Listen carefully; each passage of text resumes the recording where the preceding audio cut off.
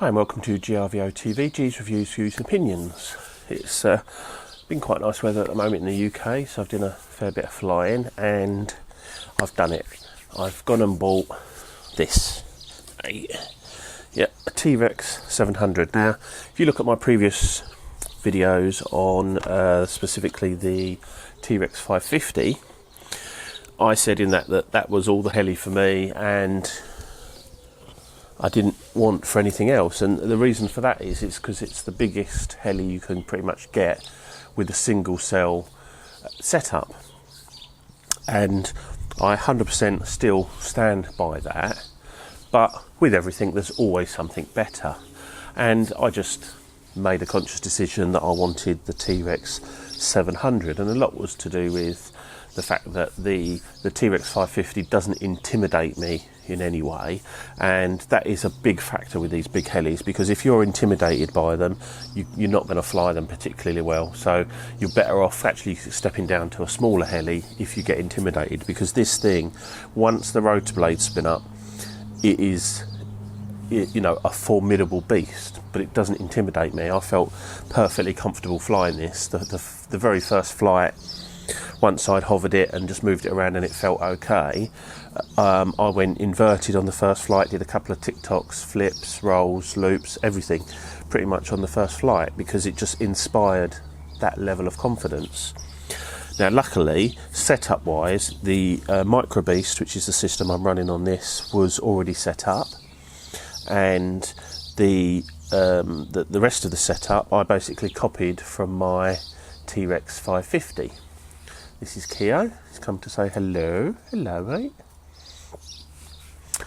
So setup wise, I knew it was pretty much going to be okay, and to be honest, since day one, apart from being a little bit more touchy around mid-stick, it's been fantastic. But I'm going to live with that, because it's got so much more power than the 550. And you know, I didn't get close to the flight envelope of the 550, but for my style of flying, which is sport with a bit of 3D thrown in, you know, that was absolutely fine, and this is absolutely fine. Now, obviously, let's get over the initial bit, the cost, because it is more expensive, but it's not even close to being the most expensive helicopter I've ever bought. I spent £1,000 once, back in 1990 something, on an XL Graphite 60, because it was the thing to have in the day. And the comparison on what I can remember, the way that flew, was fantastic, but it's not close to this. And the other thing, the downside of these, is the batteries. Now, I'll just do a couple of quick comparisons, because I've got some stuff here. This is my favourite ever helicopter. This is the V977. If you prefer the XK version, the XK110, that's fine. That one, you can actually run it on your Futaba if you've got a FHSS transmitter. But this thing is just stunning. And just to give you a little idea of the size, I mean, there's just like no comparison really. There's that. And the only other heli I've got now is this is an old Twister Storm, which is basically a Blade 400. So that's a 400 size heli. And just look at the size of the blades compared to this. If I can get the thing and pick it up, check out the difference in blade size. I mean, these are just maniac is the right word in my opinion. You know, so that's just your size comparison. Now, this heli I bought second hand, but from someone in my club, and it's got a few nice little upgrades. It's got the sort of the, if you like, the T-Rex 800 look with the skids and the tail fin and a few other little bits and bobs, a few other little mods, which are really nice. But ultimately, when you look at these, and the same with the T-Rex 550, everything looks well designed. I wouldn't say it's super over-engineered, whereas the T-Rex 550, everything really did look over-engineered. This looks more in proportion, but like look at the tail system, and it all looks good and it works well together. And as long as you maintain it reasonably well, you know, you shouldn't have too many problems with these. Now, obviously the next step up from this would be the Dominator, which has got you know, ridiculous power, obviously, as we all know, but the power, I just cannot explain how much difference the power is. It's so instant on the throttle or the collective. When you're punching it's just fantastic, but it's controllable. It doesn't feel like it's getting out of control. Sometimes I felt a little bit twitchy with it, but it doesn't feel out of control, and it does feel really nice. So battery wise, let's talk about that. So there's your battery system. So it goes in on a sliding tray, and it just slides in from the front like that, nice and easy. And I've tried the batteries in different orientations, and I've got my sort of Y lead coming off the speed controller. So basically I just tuck the balance port out of the way, it slides in nicely, that goes through, there's like a little gap in the frame, and that one sticks out the side and that one just sticks out the front. Works nice and easy. And I'm currently using a pair of Turnigy Nanotech 5 amps, and these are the 35 to 70s. These work absolutely fine, and flight times, I've been setting the timer to 5 minutes, landing at about 5.5 minutes, and I've still had 50% left in the pack. So I would be comfortably able to set my timer to 7 minutes and still land with the batteries okay. And a lot of that will depend on your flying, but I'm not I don't just poodle around, don't get me wrong, I do put it through its paces, but not to the degree that you see all these people that are doing stuff that's faster than I can see it, let alone do it. So there's the batteries. So that's worked out fine for me. Yes, these are expensive. This is 150 quid for a 6-minute flight. So if you look at that compared to the TVX 550, that is an issue. But so I'll just quickly pop the canopy, which, by the way, is absolutely gorgeous. And when this thing goes past you, nice and smooth, it looks fantastic. This is one of the few helicopters that I've sort of looked at and thought, do you know what? I couldn't think. I wouldn't want to change the canopy on it, because it is such a nice canopy. It's well made. It's all glass fibre. It's they're fairly robust, but yeah, really nice. I really like the colour scheme, and I really like the styling of it as well. Yeah, very nice. So obviously this is the DFC. This is the 700E with the DFC head. Now, after having the 600 DFC head on, look at these blades, on the 550, I don't think I would go back to anything other than a DFC head, because the parts count is so small.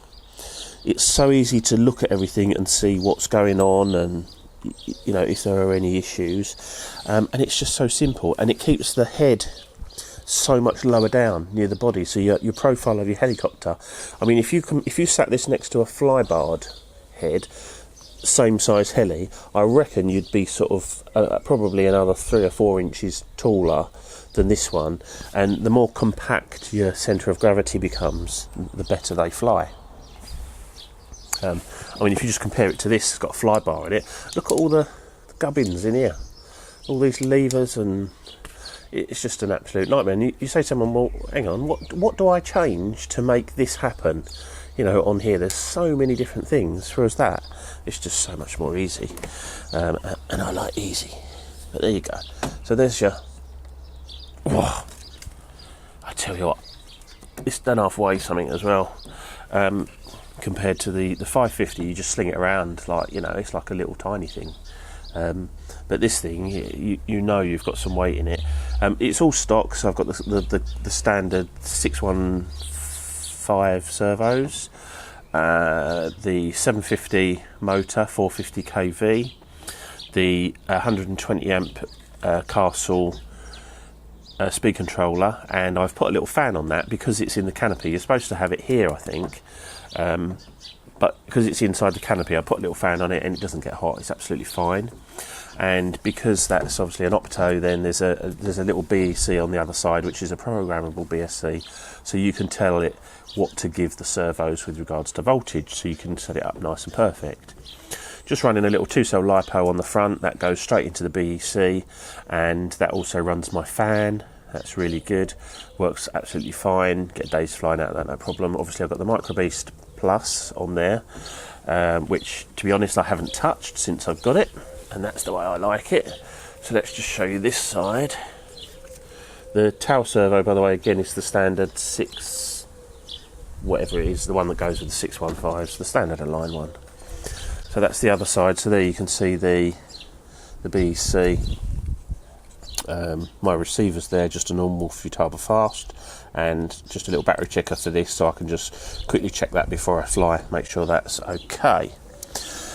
Looking at the head and the swash and all of this, it's just so nicely made and engineered, and everything's lovely and smooth. And you know, I can imagine, I've not built one of these, but I would really like to, but I can't afford to buy a new one, so it's not going to happen. But I can imagine this is a delight to build, and I can't fault it. And I don't like to sort of gush about products, but when a product is good, I say it's good. And I'm sure there's other helis out there that people say, oh, the Oxy whatever is a better heli, or the whatever Mikado logo, I don't know, is a better heli, I don't know. But for me, it does everything that I want. It looks nice, it flies nice, it's got real presence in the air, and it's just a fantastic product. I know they're quite expensive, but in my opinion, it's worth every penny.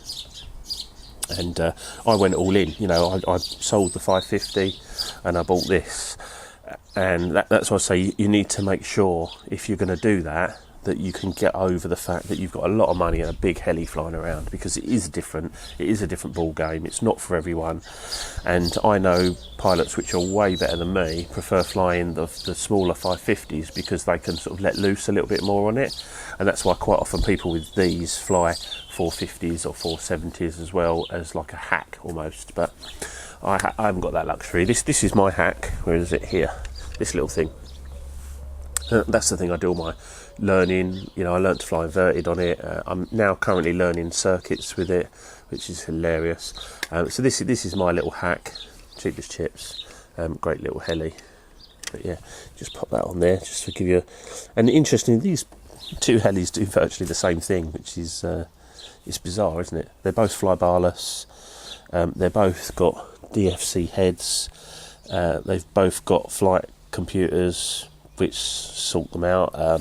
It's fantastic. Just one thing about the flight controller, there's no stabilisation built into that, although I think that one you can pay something and get it switched on, but there's no stabilisation. So basically this heli does what you tell it to do, and when I say that, I absolutely mean that, more so on this than any other heli.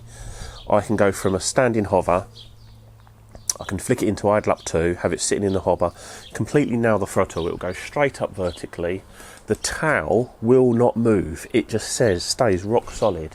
And the bit that gets me is the bit where you then go full down, so negative pitch, and come straight down. That tail just stays rock solid the whole time. I've never had a heli, apart from the T-Rex 550, which did it to a certain degree but didn't go up like this goes up. I've never had a heli that does that. They always sort of like come off and then back, and the old head and hold gyros that we used to use were sort of I never managed to get one set up as easily as I can get this set up, and for me that's a really big thing, which is great. So I will have some flying videos. I've only had about 3 flights on it at the moment, so I will get some flying footage up, but there's plenty of flying footage on the YouTube of T-Rex 700s, and much better flies than me. But what I wanted to get across was my thoughts and opinions of this helicopter, in case, because a lot of people think, oh yeah, I've got to get the biggest, got to get the 700, the 800, whatever. But then I think some people will regret that, and then, I wish I'd actually kept the smaller one because I'm too scared to fly it and all that. So I just wanted to try and get across you my feelings on that. But I do 100% understand that I can imagine some people would fly this and go, it's just not for me. It's too big, it's too powerful, it's too sensitive. You can dumb it down to a certain degree, but you can't get rid of the awesome power that this has got. And as for what the Dominator would be like, it blows me away. I mean, as I say, the guy that sold me this has bought the Dominator, and I can't wait to see that go. And I've already earmarked that for my next heli when he comes to sell it and move on to the next one. So anyway, there, I've rambled on enough. This is my just initial thoughts on the T-Rex 700, because I didn't see many, when I was doing my reviews, I didn't see many verbal reviews on the T-Rex 700. So lots of flying, but not so much people's opinions. I'm sure there's people will say there's weak points and there's things that can be improved, but other than the upgrades that have already been done to this, there's absolutely nothing on it that I intend to, or want to, or need to upgrade. The only little issue is there's a couple of little marks on the DFC things here, which is purely cosmetic, where they've knocked against something, and it bugs me. So I might put a couple of new DFC, because that is the only giveaway on this heli that shows that it's been used. And I like it to look nice. So there you go. This is GRVOTV, G's Reviews, Views and Opinions. I'll get some flying videos up soon. Cheers, bye.